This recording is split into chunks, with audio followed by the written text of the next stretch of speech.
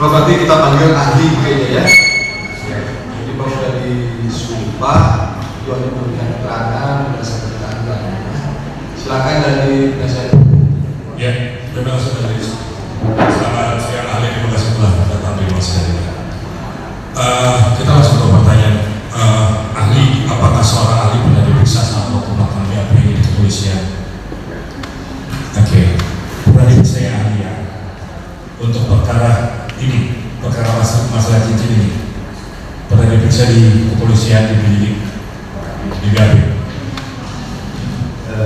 Izin yang mulia, terkait dengan perkara Dinas pada tanggal 25 Agustus tahun 2022, saya telah diperiksa di dalam berita acara Justisia oleh penyidik Polrestabes Surabaya untuk dimintai pendapat terkait dengan kasus atau perkara indikasi. Dan izin saya membawa fotokopi berita acara yang dibuat oleh penyidik Polrestabes. Di sini telah terurai beberapa jawaban saya sesuai dengan pertanyaan yang disampaikan oleh penyidik. Dan pada saat itu saya tidak telah disumpah, sehingga saya kira keterangan yang saya sampaikan pun tidak akan berbeda dengan apa yang telah kita sampaikan pada saat ini. Saya kira itu. Ya, terima kasih ahli. Jadi keterangan ahli sudah ada di sini. Aku mau merujuk pada pasal 37. Menurut ahli, apa yang dimaksud dengan tindak pidana pencurian dan menimbulkan keluarga? Bisa dua kali selesai. Izin yang mulia, terkait dengan pasal 367 KUHP, sebenarnya unsur utama itu diatur di dalam pasal 362 KUHP yang berkaitan tentang pencurian. Namun di dalam pasal 367 KUHP itu ada unsur-unsur yang berbeda yang harus dipenuhi untuk memenuhi syarat perbuatan itu sesuai dengan yang dimaksud dan dalam pasal 367 KUHP. Syarat itu kalau boleh saya katakan adalah merupakan syarat formal, di mana bahwa pencurian di dalam keluarga itu ketika dilakukan oleh suami atau istri, maka ada syarat bahwa istri atau suami itu telah disahkannya. Nah, di sini kan yang menjadi syarat berbeda. Kemudian yang berikutnya, syarat formal yang berikutnya bahwa perkara ini akan bisa dituntut apabila ada pengaduan dari pihak suami atau istri. Ini syarat formal. Karena itu untuk jelasnya saya coba akan menginterpretasikan terkait dengan unsur pasal 367 KUHP ayat 1. Infrastruktur jika pembuat atau pembantu dari salah satu adalah suami atau istri dari orang yang terkena kejahatan dan tidak terpisah meja dan ranjang atau terpisah harta kekayaan, maka terhadap pembuat atau pembantu ini tidak mungkin diadakan tuntutan. Jadi unsurnya ada 362 KUHP, tetapi di sini ada syarat bahwa yang terkena kejahatan ini sudah terjadi pisah meja dan ranjang atau pisah harta kekayaan. Tanpa syarat formal itu maka tidak bisa ditentukan. Saksi saya menarik masalah ahli saya bisa sama masalah tentang mengenai pisah meja atau pisah ranjang. Menurut ahli, yang dimaksud pisah meja atau pisah ranjang itu apakah masih satu atap secara korban yang saksi ahli ceritakan? Apakah pisah meja atau pisah ranjang itu masih satu atap satu rumah atau bagaimana? Karena saya kurang paham. Mohon jelasan. Terima kasih. Hakim yang mulia, mohon maaf pertanyaan kuasa hukum itu juga pernah ditanyakan oleh penyidik dan kemudian dalam BAP saya jawab pada halaman 4. Di situ diminta terkait dengan menjelaskan unsur-unsur pasal 362 ayat 2. Di sini pisah meja dan ranjang sesuai dengan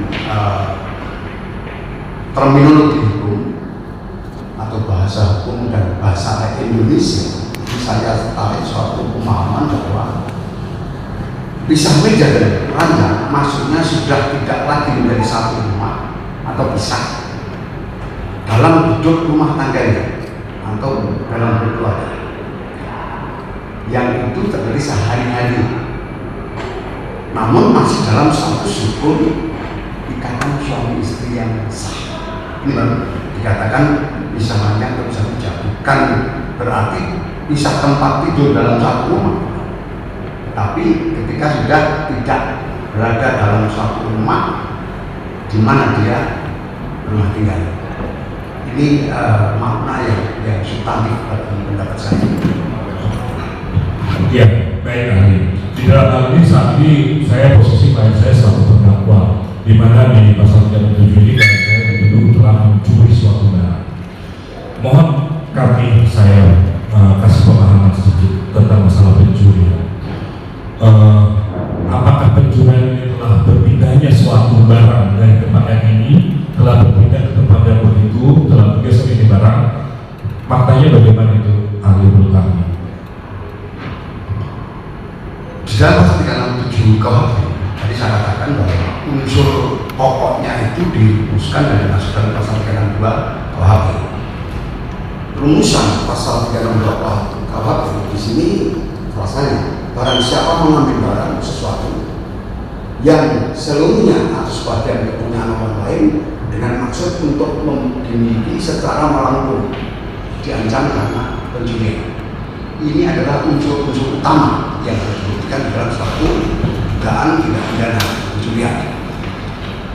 Mengambil barang sesuatu ini maknanya adalah banyak interpretasi. Kalau mengambil itu harus menyentuh barang itu, tetapi kemudian ada suatu perkembangan di dalam konteks hukum pidana bahwa mengambil itu tidak selamanya harus memegang benda itu.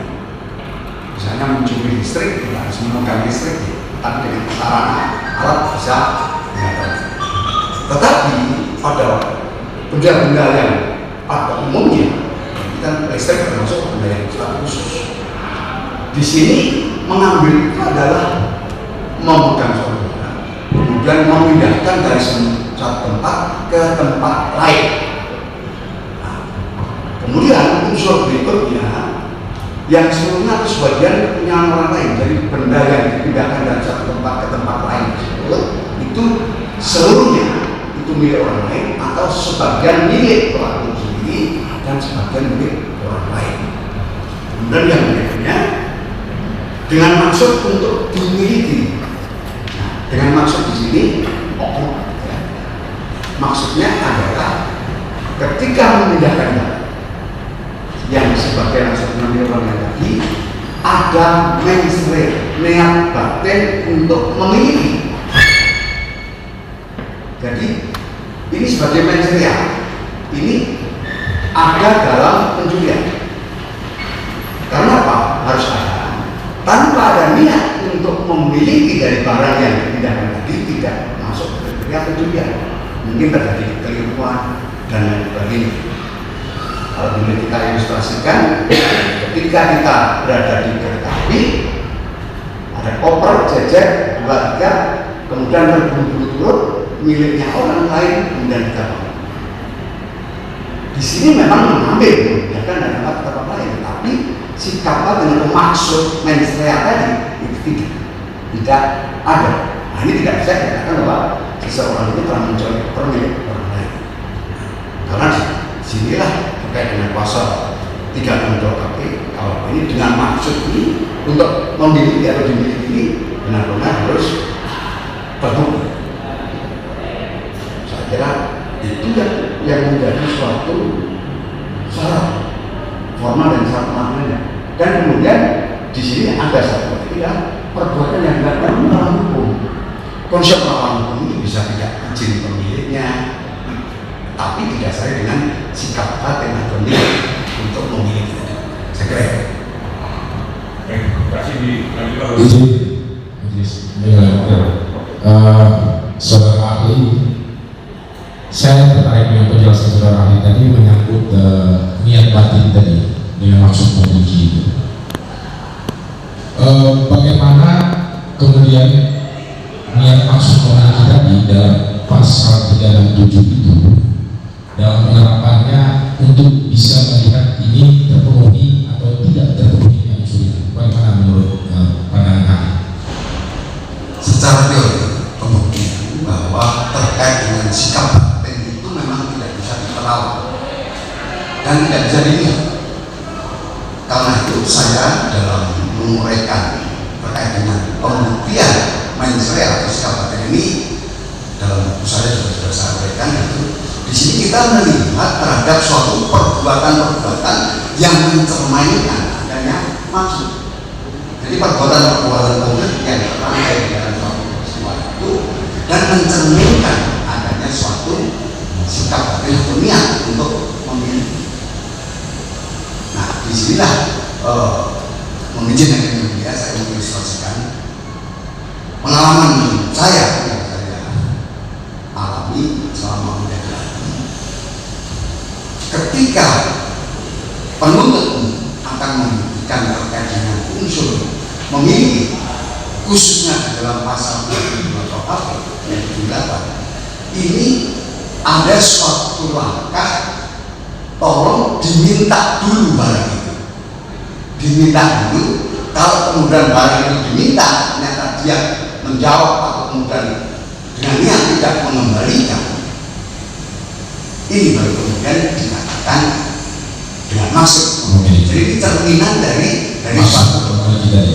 Oke, saudara ahli, saya lanjutkan bahwa saudara waktu di penyidikan juga memang dalam BAP ini yang saya baca dihadapkan pada fakta-fakta ya, fakta-fakta di mana ada percakapan menyangkut cincin itu ya antara pelapor dan terlapor dan terdakwa ini, bahwa cincin itu memang betul dibawa dan memang akan dikembalikan. Kemudian beliau ya terdakwa menyatakan akan dikembalikan, tetapi tidak berani kemudian mengembalikan itu melalui penitipan jasa pengiriman. Tetapi nanti kalau ketika saya ke Surabaya, saya akan mengembalikan. Pertanyaannya terhadap fakta-fakta seperti itu, pandangan ahli, apakah kaitannya dengan maksud memiliki tadi? Apakah itu bentuk cerminan bahwa terdakwa ada maksud memiliki atau tidak dengan cerminan korespondensi percakapan seperti itu? Jenengan, saya kira tidak hanya ahli yang memahami, umum pun akan bisa menilai bahwa kemudian kalau barangnya ada pada tempat orang lain, kemudian disuruh mengambil atau kemudian dititipkan untuk diambil, itu berarti tidak ada maksud untuk memiliki. Karena ini ada suatu niat untuk mengembalikan terhadap barang itu. Itu saya akan melirik, umum pun akan begitu. Karena apa? Yang namanya kemudian masuk pada suatu kualifikasi ingin dimiliki, itu tidak akan mengembalikan. Ini yang cerminan dari suatu perbuatan yang salah. Oke, saya lanjutkan secara ahli. Berarti kaitan dengan saya menyampaikan satu fakta-fakta juga yang sudah diungkapkan sini terkait adanya pertemuan di Jakarta dari seorang saksi lain, Pak Bambang namanya, yang saudara juga tanyakan, dan sudah ada upaya pengembalian di sana. Apakah itu juga menjadi rangkaian daripada niat baik tadi yang saudara ahli sampaikan itu? Sudah bahkan sudah mau dikembalikan dan tidak mau diterima gitu. Itu masih masuk bagian daripada rangkaian itu. Izin yang mulia, saya menganalisa terhadap fakta-fakta yang disampaikan oleh penyidik yang kemudian saya mengumumkan pendapat sesuai dengan pertanyaan penyidik. Perkara ini tidak sulit sebenarnya. Saya memahami dalam konteks fakta yang disampaikan oleh penyidik saja bahwa di sini keadaan ketika si terdakwa ini mengambil barang itu keadaannya dalam kondisi pertengkaran artinya tidak kondisi normal. Nah, kemudian karena kondisi kelengkapan masih didasari bahwa ini belum terjadi suatu pisah ranjang maupun pisah meja, masih dalam satu rumah. Nah, di sini kemudian ketika terjadi suatu pertengkaran ini, kemudian pergi. Barang-barang yang merasa miliknya, kemudian dibawa. Tetapi ternyata kemudian ada barang yang pemiliknya pelapor. Nah, dari situlah kemudian terjadi suatu komunikasi sehingga terdakwa ini berniat akan tidak mengembalikan, tapi bagaimana cara mengembalikan itu tidak bertemu terhadap lapor. Ini yang saya pahami dalam fakta hukum. Itu untuk ini sampai tingkat penyidikan, sampai penuntutan, apakah terpenuhi secara formil dalam konteks delik aduan tadi, kapasitas pelapor itu kayak tidak ada yang bisa yang tadi itu. Mohon maaf karena ini di dalam suatu persidangan dan hakim yang mulia inilah akan mengumpulkan fakta-fakta hukum yang disampaikan di dalam persidangan ini. Hakikat dan maknanya berbeda pada tingkat penyidikan. Kalau pada tingkat penyidikan saya menarik suatu kesimpulan sesuai dengan pertanyaan yang disampaikan oleh penyidik, tapi di dalam persidangan saya tidak akan menarik suatu kesimpulan. Artinya apa? Apakah ini unsur terpenuhi atau tidak? Ya, ini salah atau tidak? Itu nanti adalah kompetensi hakim yang mulia. Tetapi secara fakta hukum yang saya pahami di dalam BAP itu di sini, mohon maaf, bahwa fakta hukum sangat mempengaruhi terhadap analisa dan pendapat. Dikurangi ditambah dari fakta hukum itu akan berubah. Nah, dari sini kemudian dari fakta hukum yang ada ini saya berpendapat bahwa unsur-unsur ini sebenarnya belum memenuhi syarat formil dan materialnya sesuai yang dimaksud pada pasal 367 KUHP. Karena apa? Satu, bahwa ini belum terjadi suatu pisah meja maupun pisah ranjang. Yang kedua, dikatakan seorang istri masih sah. Dan yang ketiga, ada oknum maksud jika dan kemenangannya untuk mengembalikan dari hari. Oke. Selanjutnya ahli, terima kasih atas pencerahan. Selanjutnya saya mau bertanya Pak. Jadi, apakah pada saat penyidikan saudara ahli juga pernah ditunjukkan tentang somasi atau surat peringatan yang dari pelapor oleh penyidik? Pernah nggak? Izin saya mohon somasi. Itu memperlihatkan somasi.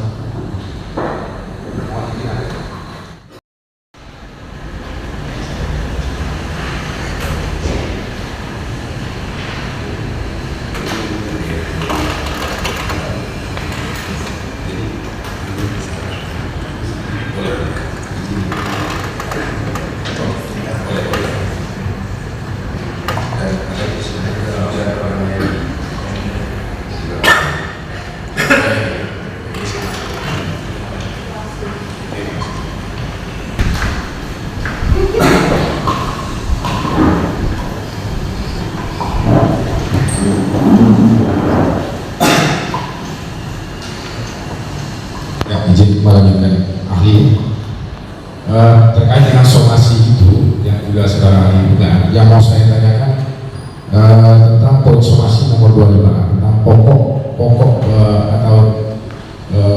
permintaan somasi, di mana dalam poin 25 somasi itu disebutkan bahwa kami menghimbau pelapor ya pada saat itu menghimbau kepada klien kami atau kepada terdakwa untuk selambat-lambatnya 3 hari sejak surat itu diterima dengan pulang ke rumah di Surabaya, dan klien kami akan memberikan tempat tinggal yang lebih baik. Apabila tidak terpenuhinya permintaan tersebut, maka dia akan menggunakan hak hukumnya baik pidana maupun perdata. Sekaligus di poin 27 disebutkan pula bahwa dilampirkan surat penawaran perjanjian perdamaian yang sudah ditandatangani oleh pelapor yang disuguhkan kepada terdakwa. Nantinya untuk terdakwa mempelajari dan kemudian setuju atau tidak tentang perdamaian yang ditawarkan di dalam somasi untuk kita pulang. Pertanyaan saya, saudara ahli, bahwa apakah somasi ini, kalau tadi kita membaca pada poin 25 tadi, sebagai peringatan dari pelapor untuk meminta pengembalian cincin atau tidak, karena cincin tidak diminta dalam 3 hari kau harus kembalikan cincin, tapi dalam 3 hari kau pulang ke Surabaya, saya akan sediakan tempat tinggal yang baik, tempat tinggal yang layak, kemudian ada perjanjian perdamaian yang disodorkan. Kemudian pada saat itu karena saudara terdakwa berpikir hanya konteks perdamaiannya yang disodorkan, ya dia merasa tidak mau berdamai karena kalau dia pulang dia akan makin hancur, digebukin dan segala macam, sehingga dia tidak peduli. Jadi memang tidak, apakah ini bisa dimaknai ansih bahwa adanya peringatan untuk mengembalikan cincin tadi? Menurut hakim yang mulia, saya mencoba memahami poin-poin yang kemudian dari poin 1 sampai poin 24, jika kita pahami secara cepat ini, di sini adalah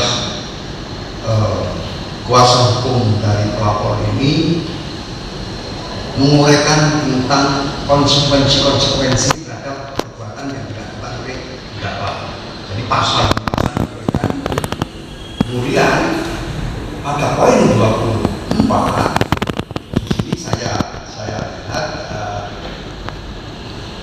bahwa pada tanggal 3 Desember 2021 klien kami, maksudnya itu adalah pelapor, masih berupaya bertemu dengan keluarganya di Jakarta, dan kami datang ke rumah saudari, namun saudari tidak di tempat dan klien kami diterima oleh orang tua saudari, dan hanya dapat bertemu dengan Rafael, anak kandung pertama klien kami, dan klien kami diberikan kesempatan oleh anaknya untuk memeluk dan memberikan kejujuran. Jadi ini adalah keadaan yang ketika pelapor itu mendatangi ke rumah dari terdakwa. Kemudian yang poin ke-25, bahwa kami masih menghimbau kepada saudari agar kembali kepada klien kami beserta anak-anak selama 3 hari sejak surat ini diterima, dengan pulang ke rumah di Surabaya, dan klien kami akan memberikan tempat tinggal yang lebih baik.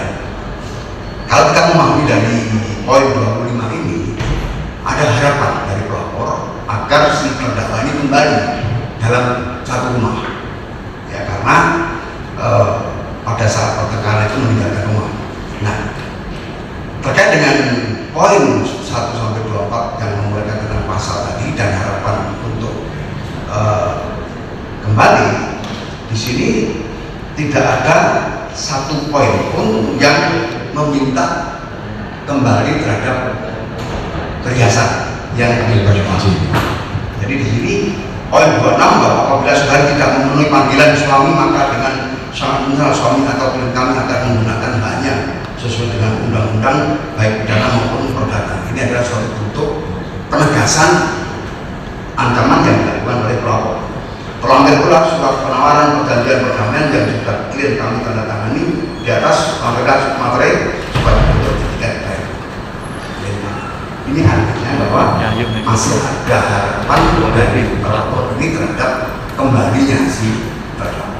Jadi menurut ahli bahwa memang somasi tersebut tidak ada penegasan untuk pengembalian cincin, sebenarnya permintaan cincinnya tidak ada satu poin pun di situ yang kemudian menegaskan bahwa klien ini harus mengembalikan cincin dalam tempo yang ditentukan seperti itu. Apabila tidak dikembalikan, maka akan melakukan upaya hukum seperti itu. Saya pahami poin secara cepat ini tidak ada pemerintah terhadap para yang bersuara. Oke, selanjutnya saudara ahli.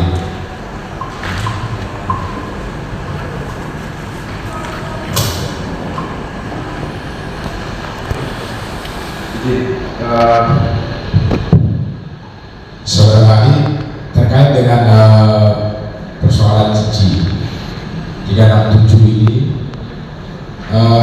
apakah pengaduan itu langsung dari yang merasa memiliki, atau kalau memang barang itu kan faktanya barang itu diberikan sama ayahnya, atau pelaporan itu dilakukan oleh sang ayah pengaduan, karena sekarang di berkas ada dua pengaduan misalnya. Apakah sang ayah boleh mengadu, yang mengadu, atau memang pelapor selaku suami?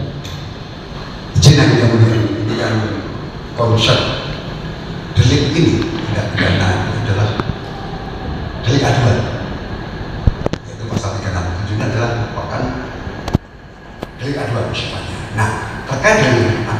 itu adalah yang berhak untuk mengadukan orang yang menjadi korban sebagai pelakunya. Kalau itu di bawah umur, maka orang tua dari korban yang ada legal standing untuk mengadu. Jadi pihak lain itu tidak bisa.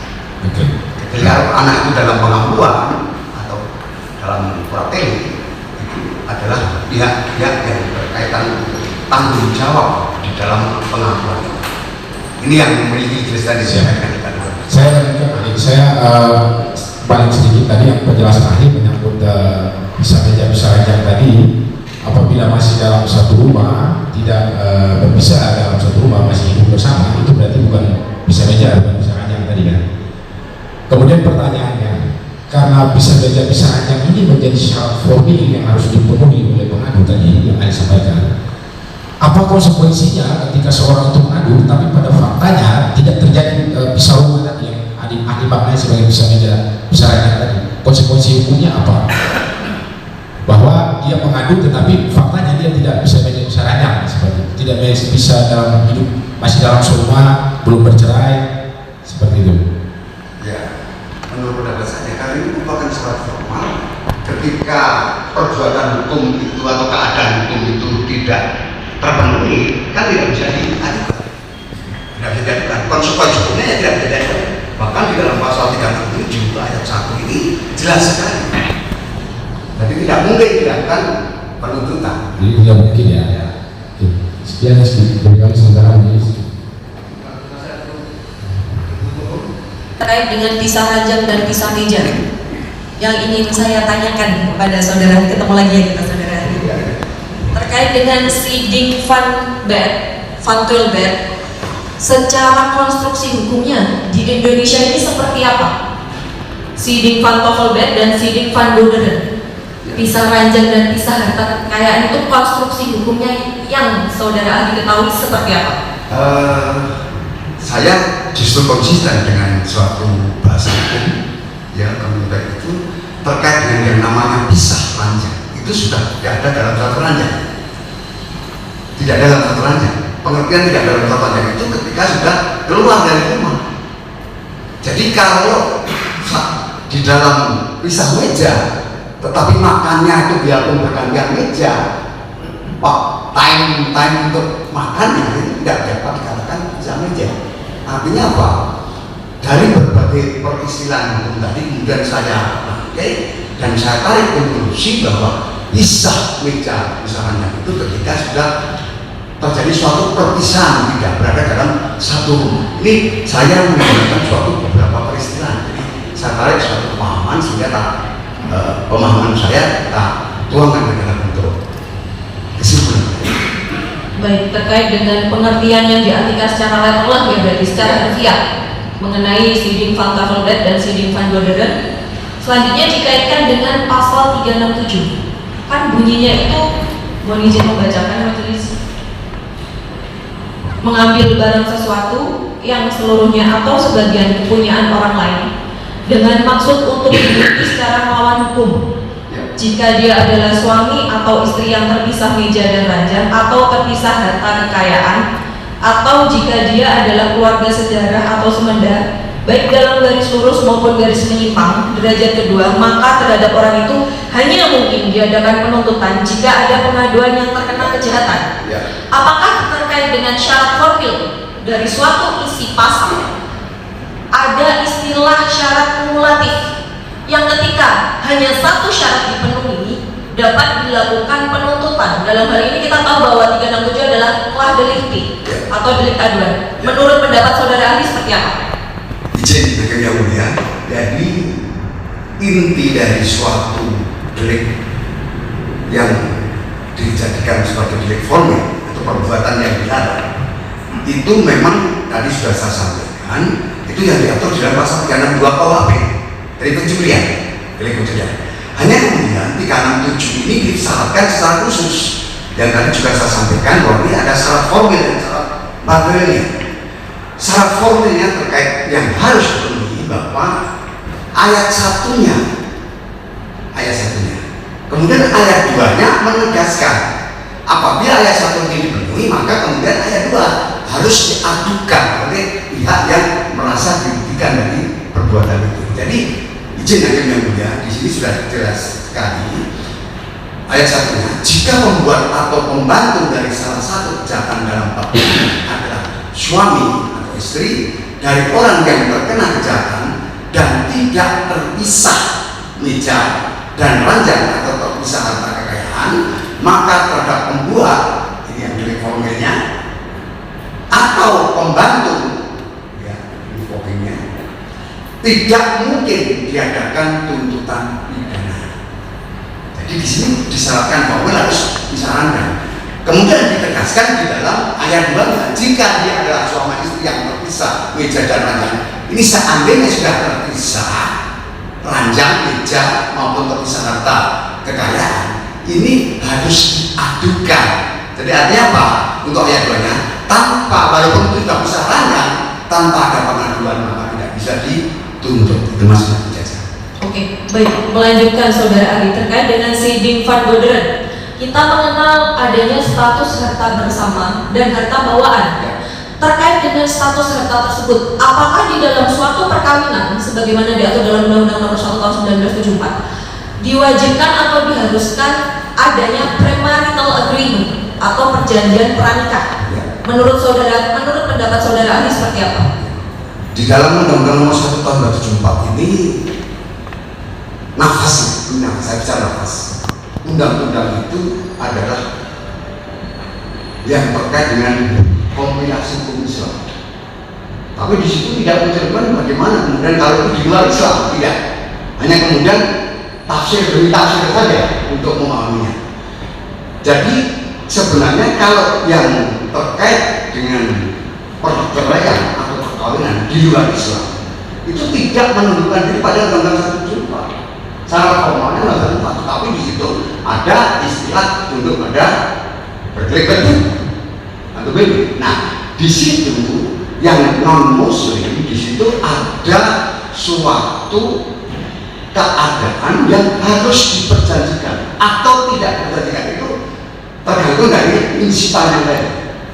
Jadi suatu perkawinan masing-masing membawa harta bawaan, kemudian diperjanjikan pada dalam perkawinan itu bahwa harta bawaan akan selalu terpisah dengan harta yang diperoleh selama terjadi suatu perkawinan. Tetapi kalau di dalam konteks Islam Undang-Undang 174, di situ harta bawaan itu bisa menjadi satu atau tergantung saja. Nafas yang dari Undang-Undang BB itu di situ ada harta bawaan yang dipisahkan. Tetapi apakah kemudian di dalam menyatukan hati dalam suatu bentuk perkawinan rumah tangga dilarang untuk menyatukan hartanya? Saya kira itu tidak juga. Tetapi akan dimaknai sepanjang itu tidak diperjanjikan, maka di sini berarti ada penyatuan harta. Ini maknanya. Jadi artinya apa? Harta bawaan itu semua akan menjadi satu sepanjang tidak diperjanjikan. Nah, disinilah bagaimana kemudian terkait dengan harta ini. Nah, nanti kembali kepada setelah terjadi suatu perceraian, apakah ini kemudian akan dimasukkan golongan ini ataukah tetap historisnya akan menjadi harta bawaan? Nah, itu nanti akan dinilai oleh hakim yang memeriksa terkait perceraian itu. Bisa saja yang bawaan akan diberikan, tapi intinya bahwa tanpa bisa adanya suatu perjanjian tidak serta merta dimaknai itu adalah merupakan suatu pemisahan harta. Tapi pemisahan harta itu ada. Berangkat dari konsep pemisahan harta yang menjadi syarat formil dalam pasal 367, kita berbicara pada frasa jika yang merasa dirugikan menjadi korban.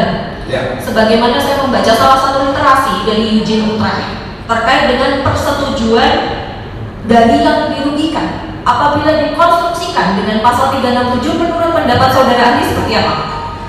367 nanti akan terkonstruksi dengan pasal 362, mengambil sebagian keseluruhan harta milik orang lain. Jadi sekalipun itu dalam suatu harta yang tidak terpisahkan atau tidak ada suatu perjanjian pemisahan harta, tapi kemudian terjadi pisah dan itu merasa diklaim memiliki salah satu pihak, itu diambil masuk pada 367. Tetapi kemudian kalau itu kemudian diperjanjikan pemisahan harta, maka disinilah harta itu tidak bisa menjadi satu. Baik, selanjutnya kita berbicara bahwa pasal 367 itu pasal pokoknya 362. Seperti itu, oke.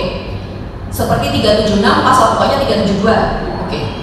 Menurut pendapat dan pengetahuan saudara ahli, ketika suatu peristiwa tidak terbukti di pasal 367 namun memenuhi 362-nya, termasuk di dalamnya mengenai wederatelih, menguasai secara melawan hukum, apakah dapat dilakukan penuntutan menurut pendapat saudara ahli? Kita kalau bicara tentang filosofi pembentukan undang-undang dan juga politik hukum dari pembentukan undang-undang itu, maka kenapa ada pasal 362 dan 367? Ini maknanya dalam suatu keadaan yang berbeda. Kalau 362 itu berlaku umum, tapi kalau 367 itu berlaku dalam rumah tangga atau keluarga. Ini maknanya. Jadi 367 itu memiliki suatu konstruksi tersendiri, namun unsur-unsur utama yang diadopsi dalam pasal 367 itu adalah unsur-unsur utama yang dirumuskan dalam 362, yaitu tentang pencurian yang tadi, maka disebut pencurian dalam keluarga. Dalam keluarga ini ada keadaan tertentu yang kemudian ditekankan pada pasal 367 KUHP. Tapi pencuriannya, mengambil sebagian barang atau sebelum orang dengan melawan hukum, itu adalah 362. Itu maksudnya. Baik, selanjutnya menarik dari pasal pokoknya 362. Bagaimana memunculkan mens rea dan actus reus ketika dikaitkan dengan willen and witten, mengetahui dan menghendaki. Apabila dalam suatu peristiwa, saya ambil contoh sederhana, terdapat rentang waktu yang cukup panjang, untuk mengetahui dan menghendaki bahwa ada suatu objek yang memang dikuasai. Menurut saudara ahli seperti apa? Pendapat saudara ahli? Will and witten ini sebenarnya dalam konsep offset of kesengajaan atau dengan sengaja. Pengertian dengan sengajanya di sini adalah ketika mewujudkan suatu delik. Di sini sudah disertai will and witten. Jadi suatu kehendak sadar sengaja untuk mengambil dan itu akan dimiliki. Di sini. Jadi di sini kemudian akan dapat dipahami pasal 362 itu ketika mengambilnya itu tidak ada suatu kehendak atau dengan sengaja mengambil untuk memiliki, itu tidak bisa kemudian ditafsirkan sesuai dengan unsur pasal 362 KUHP. Karena melawan hukum itu pengertiannya bahwa dalam mengambil di satu sisi ada offset dengan sengaja dilakukan, tapi kemudian di sini untuk dimiliki, maka unsur dimiliki itu juga menjadi suatu bagian yang harus dibuktikan. Baik, melanjutkan dari willen and witten tadi ya, saudara ahli. Ketika seseorang melakukan suatu peristiwa hukum, kemudian terdapat kausalitas verban sebab akibat dari peristiwa tindak pidana yang lain, apakah selanjutnya terhadap dua tindak pidana tersebut dapat dijadikan alasan pembenar atau alasan pemaaf? Menurut pendapat saudara ahli, maksudnya ada korelasi antara tindak pidana yang sebelumnya dengan tindak pidana yang sekarang. Jadi ada dua tindak pidana. Kita tarik kausalitas verbalnya. Menurut pendapat saudara ahli seperti apa? Dalam konteks pembuktian itu tentunya antara konstruksi suatu peristiwa yang satu dengan yang lain itu memiliki konstruksi yang berbeda. Karena itulah di dalam konsep hukum pidana, ketika seseorang itu diminta pertanggungjawaban pidana, maka harus jelas perbuatan melawan hukum pidana atau intelektual yang dilakukan oleh si pembuat ini yang mana. Jadi tidak bisa dengan diasumsikan. Dalam konteks hukum pidana tidak boleh diasumsikan, harus dengan perbuatan konkret ini. Maka kalau ini mencuri dituduh penggelapan atau didakwa penggelapan, ini berarti sudah tidak sesuai. Maka mungkin akan ini terbukti melakukan tindak pidana, tapi adalah bukan merupakan yang didakwakan. atau yang dituntutkan. Jadi artinya apa? Jaksa, bahwa terkait dengan suatu perbuatan antara yang satu dengan yang lain itu memiliki konstruksi sendiri, terkecuali itu merupakan suatu perbuatan yang berlanjut. Nah, perbuatan lanjut itu nanti akan ada suatu ketentuan tersendiri dalam pasal 3, 6, 65 dan sebagainya. Nah, di situ akan juga harus maknai atau di dalam bahasa kerennya diinterpretasikan sesuai dengan unsur yang dirumuskan dalam pasal-pasal lanjut itu sendiri. Baik, berarti yang bisa saya peroleh terkait dua tindak pidana yang berbeda, konstruksi hukumnya berbeda dan tidak dapat ditarik sebab akibatnya, seperti itu menurut pendapat saudara ahli. Izin aja ya, sebenarnya teori seperti apa yang dikembangkan oleh Van Buy itu tidak bisa dimaknai secara sederhana. Yang dalam terangnya adalah asas kausalitas dan itu tidak bisa dimaknai secara sederhana. Pengertian sebab akibat itu misalnya seseorang dipukul sakit, kemudian membalas memukul. Apakah kemudian akan digunakan oleh hukum membalas memukul? Itu menggunakan suatu legal dan logika hukum. Kalau yang memukul itu anak kecil, yang dipukul itu orang tua, sekalipun itu sampai sakit, kemudian orang tua ini membalas kepada anak kecil, ini tidak logis.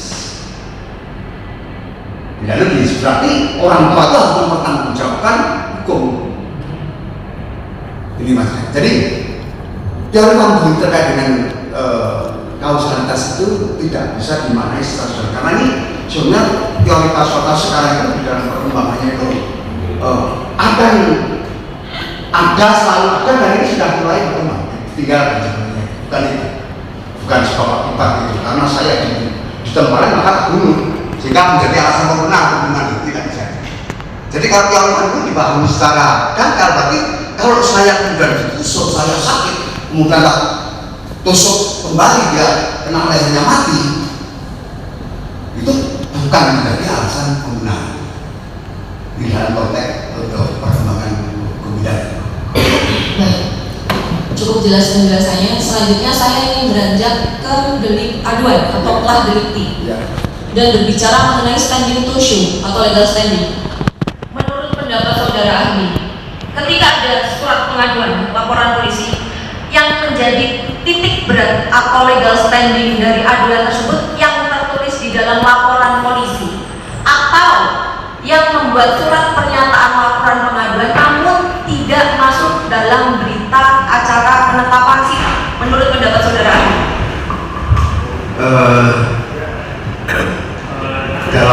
Dalam konsep praktik yang kemudian juga dimaksud sebagai delik aduan, ini sebenarnya akan mengurangi atau memposisikan siapa sih sebenarnya yang memiliki standing untuk mengadu. Jadi di sini tidak setiap orang bisa mengadu, tetapi ada batas-batasnya siapa yang memiliki standing atau hak hukumnya untuk mengadu.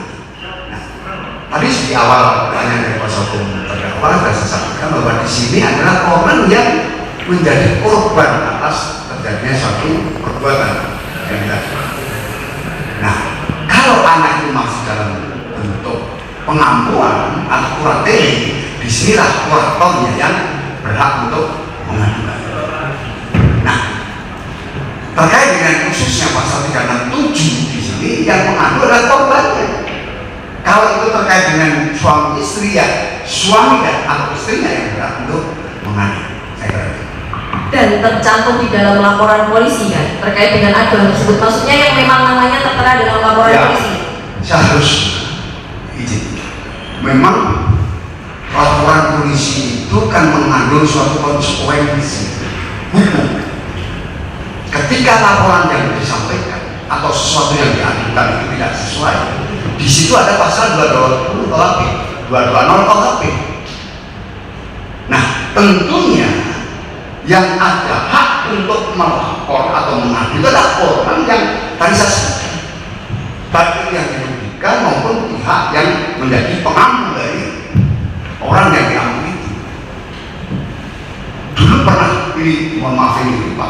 hukum terdakwa. Saya mengkritisi bagaimana kemudian pengacara melapor.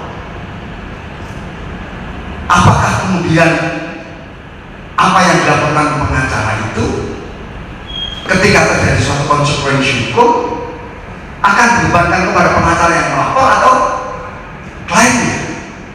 Di sisi lain Undang-Undang Nomor 18 Tahun 2003 pengacara tidak atau tidak identik dengan klien. Gini, maka yang lapor yang mengadu boleh diantar dinamik, tapi yang mengadu tetap prinsipal orang yang menjadi korban perlindungan dari perbuatan. Cukup majelis.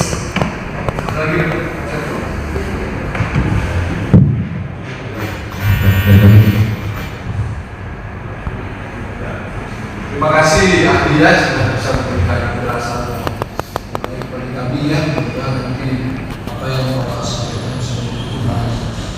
Terima kasih atas hadirannya. Silakan boleh. KTP ini oh ini Bapak.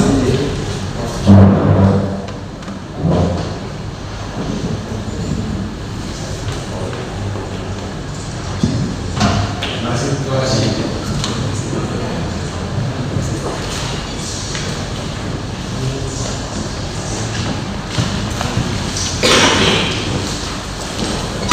Masih ada lagi saksi, ada cat, Ya, pada saat saya membagikan ahli PSK 1 dan saksi 1 fakta. Dua kalau bisa setelah itu harus melakukan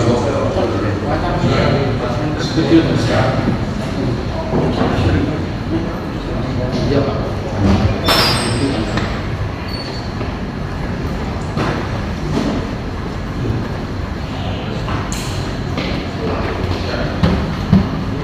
Jadi demikian ya, sudah hari ini sudah kita selesaikan untuk saksi bisa ahli ya. Ada juga yang lupa dan sekitar tanggal 19 sampai kita bersepakat kepada laporan masyarakat untuk saksi dan saksi ya, nanti jasanya ya. Jam berapa?